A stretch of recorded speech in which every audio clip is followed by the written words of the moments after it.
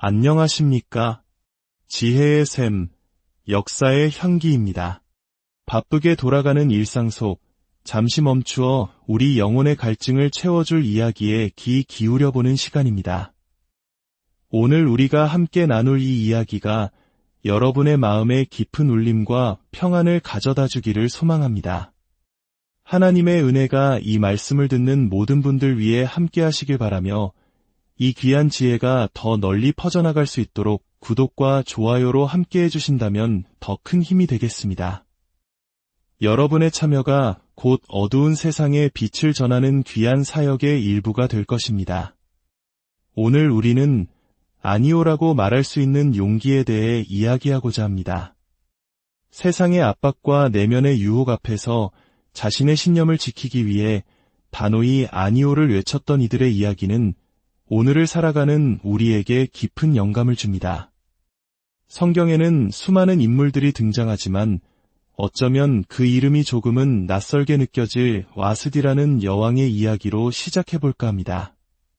그녀는 고대 페르시아, 인도에서부터 이디오피아까지 광대한 영토를 다스렸던 크세르크세스 왕의 아내였습니다. 역사상 가장 부유한 군주 중 한 명이었던 왕은 며칠 동안이나 계속되는 성대한 잔치를 열었습니다. 잔치 마지막 날, 술에 취한 왕은 왕후 와스디에게 명령을 내립니다. 모든 신하들 앞에서 자신의 아름다움을 뽐내기 위해 외설적인 춤을 추라는 것이었습니다. 그 자리에 모인 세상의 모든 지도자들은 숨을 죽였습니다. 왕의 명령은 곧 법이었고 거역은 죽음을 의미했기 때문입니다. 하지만 와스디는 모두를 경악하게 만드는 대답을 내놓습니다. 아니요. 저는 갈 수 없습니다.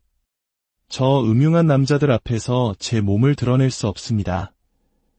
왕은 분노했고 다시 한번 사신을 보냈습니다. 이번에는 협박이 담겨 있었죠. 왕후의 자리를 패하고 모든 부귀영화와 명예를 빼앗겠다는 것이었습니다. 하지만 와스디의 대답은 같았습니다. 아니요, 그녀는 역사의 뒤안길로 사라졌습니다. 왕후의 자리도 사치스러운 삶도 모두 잃었습니다. 하지만 그녀의 용기 있는 아니오는 역사의 물줄기를 바꾸었습니다. 와스디가 폐위됨으로써 에스더가 새로운 왕후가 될 수 있었고 이를 통해 유대 민족 전체가 멸망의 위기에서 구원받게 됩니다. 오늘날까지도 유대인들은 한 여인의 단호한 거절이 가져온 이 구원의 날을 기념하여 큰 명절을 지키고 있습니다.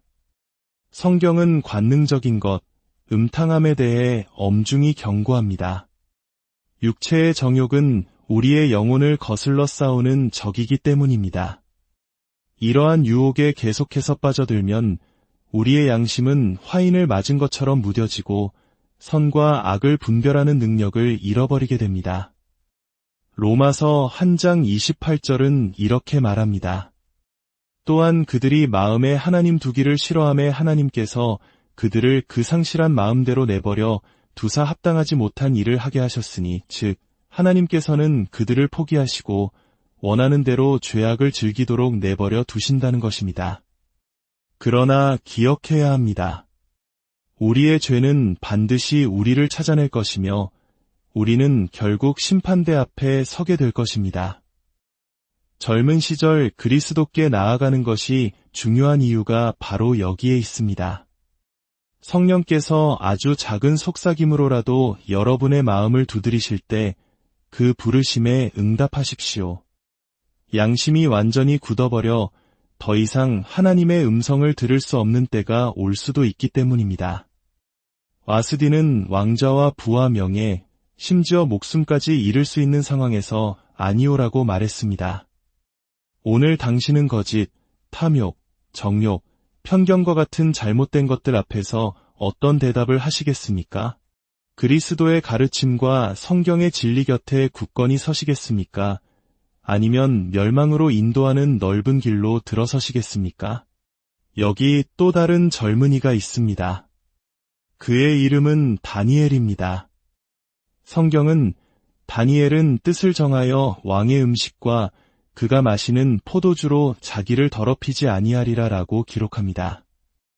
그는 예루살렘이 바벨론의 느부갓네살 왕에게 함락되었을 때 포로로 끌려온 소년이었습니다. 고향에서 수천 킬로미터 떨어진 이국 땅, 비행기도 자동차도 없던 시절 몇 주고 몇 달이고 걸어야 하는 그 먼 곳에서 다니엘은 하나님을 섬기기로 굳게 결심했습니다. 그의 나이는 고작 12살에서 15살 사이였을 겁니다. 왕은 포로로 끌려온 유대 소년들 중 똑똑하고 재능 있는 이들을 뽑아 왕궁에서 교육시켜 자신의 신하로 삼으려 했습니다. 훈련 기간 동안 그들에게는 가장 좋은 음식과 포도주가 제공되었습니다. 하지만 다니엘은 아니오라고 말했습니다. 저는 왕이 내리시는 진수성찬과 포도주를 원하지 않습니다. 저는 깃털 침대가 아닌 바닥에서 자겠습니다. 저는 단순하고 절제하는 삶을 살고 싶습니다. 고향에서 멀리 떨어져 있었기에 그가 무엇을 하든 아는 사람은 아무도 없었습니다. 왕의 포도주에 취하든 이방 여인과 잠자리를 갖든 예루살렘의 가족들은 결코 알 수 없었을 겁니다. 하지만 다니엘은 타협하지 않았습니다. 젊은 시절의 이 작은 아니오는 훗날 그가 바벨론의 총리가 되었을 때 하나님을 향한 신앙을 타협하지 않았다는 이유로 사자굴에 던져졌을 때 더 큰 아니오를 외칠 수 있는 힘의 바탕이 되었습니다. 또 다른 청년 요셉의 이야기도 있습니다. 형들의 시기로 이집트의 노예로 팔려간 그는 보디발이라는 사람의 집에서 일하게 되었습니다. 요셉은 건장하고 용모가 준수했습니다. 창세기 39장은 보디발의 아내가 그를 유혹하는 이야기를 자세히 들려줍니다. 집안의 모든 일을 관리하며 성실하게 일하는 젊은 요셉을 보며 그녀는 그에게 음욕을 품었습니다. 그리고는 끈질기게 유혹했습니다. 나와 동침하자 요셉은 단호하게 거절했습니다. 아니요. 저를 믿고 모든 것을 맡기신 주인님을 배신하고 그의 아내와 동침할 수 없습니다. 그리고 제가 어찌 이 큰 악을 행하여 하나님께 죄를 짓겠습니까? 그 역시 고향에서 멀리 떨어진 이집트 땅에 있었습니다. 누가 알겠습니까? 하지만 그는 아니오라고 말했습니다. 마지막 유혹의 순간 여인이 그의 옷을 붙잡자 그는 옷을 버려두고 밖으로 뛰쳐나갔습니다. 모함으로 인해 억울하게 감옥에 갇혔지만 하나님께서는 그를 지켜보셨고 결국 그를 이집트의 총리로 세우셨습니다. 유혹 앞에서 아니오라고 말할 수 있는 힘을 주신 하나님께서 그를 높이신 것입니다. 성경이 말하는 그리스도인의 표지는 바로 자기 절제와 자기 훈련입니다. 우리가 사는 이 세상 속에서 어떻게 순결함을 지킬 수 있을까요? 온갖 유혹이 우리를 향해 쏟아져 들어오는데 우리 자신의 힘만으로는 불가능합니다. 오직 한 가지 방법이 있습니다. 그리스도께서 당신의 마음속에 계실 때 그분은 우리에게 힘과 능력을 주십니다. 우리가 감당하지 못할 시험은 결코 허락하지 않으시며 시험 당할 즈음에 또한 피할 길을 내사 우리로 능히 감당하게 하시는 분이기 때문입니다.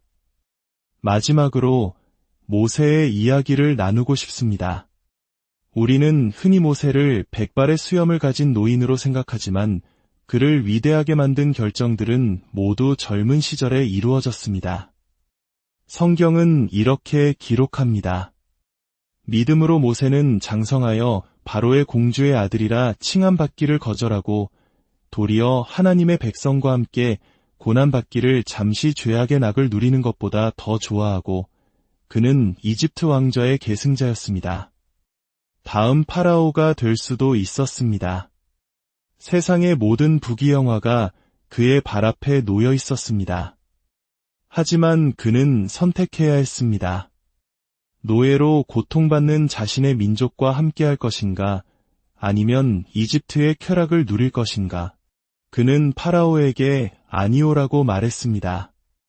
나는 당신의 아들이 되기를 원치 않습니다. 나는 내 백성과 함께 고난받고 죽더라도 살아계신 참 하나님을 섬기겠습니다. 그는 순간의 쾌락이 아닌 하나님을 따르는 영원한 기쁨을 선택했습니다. 여러분은 어떻습니까? 죄가 주는 찰나의 쾌락을 좇고 있습니까? 아니면 하나님이 주시는 영원한 기쁨을 따르고 있습니까? 예수님 또한 우리와 똑같이 모든 일에 시험을 받으셨지만 죄는 없으셨습니다. 거짓말하고 싶은 유혹, 정욕의 유혹, 훔치고 싶은 유혹을 모두 겪으셨습니다. 그분은 어떻게 유혹을 이기셨을까요? 사탄이 예수님께 다가와 유혹할 때마다 예수님은 언제나 기록되었으되라고 말씀하시며 하나님의 말씀으로 대적하셨습니다. 그분은 성령으로 충만하셨고 하나님의 뜻 안에 거하셨습니다. 여러분, 유혹하는 자의 속삭임에 아니오라고 말할 준비가 되셨습니까? 그리고 그리스도께서 하나님의 아들이시며 당신의 삶의 주인이 되어주시길 바라는 그분의 부르심에 예라고 대답할 준비가 되셨습니까? 어쩌면 여러분 중 많은 분들이 이미 세례를 받았고 교회에 등록된 교인일 수 있습니다. 하지만 마음 깊은 곳에 확신이 없을 수도 있습니다. 나는 내 모든 죄를 용서받았고 천국에 갈 것을 확신한다고 자신 있게 말할 수 없는 분들이 계실 겁니다. 오늘 하나님은 당신의 모든 과거를 용서할 준비가 되어 있으십니다. 십자가의 사랑 때문입니다. 그분은 당신을 이 세상에 단 한 사람뿐인 것처럼 사랑하시고 당신에게 관심을 갖고 계십니다. 당신은 오늘 그분을 영접할 수 있습니다. 무엇을 해야 하냐고요? 첫째, 당신의 죄를 회개해야 합니다. 회개는 당신의 생각과 삶의 방식을 바꾸는 것입니다. 당신의 삶의 방향을 돌이켜 하나님께로 향하는 것입니다. 둘째, 믿음으로 그분을 영접하는 것입니다. 어린아이와 같은 순수한 마음으로 나아와 주님, 제가 모든 것을 다 이해하지는 못하지만 오늘 믿음으로 제 마음속에 주님을 모십니다. 라고 고백하는 것입니다. 그리고 마지막으로 제가 할 수 있는 최선을 다해 주님을 따르고 섬기겠습니다. 라고 결단하는 것입니다. 오늘 당신의 삶을 그리스도께 드리십시오. 그분이 당신의 삶을 다스리시게 하십시오. 당신의 마음과 몸, 당신의 모든 것을 그분께 맡기십시오. 영원히 목마르지 않는 생명수를 마시십시오.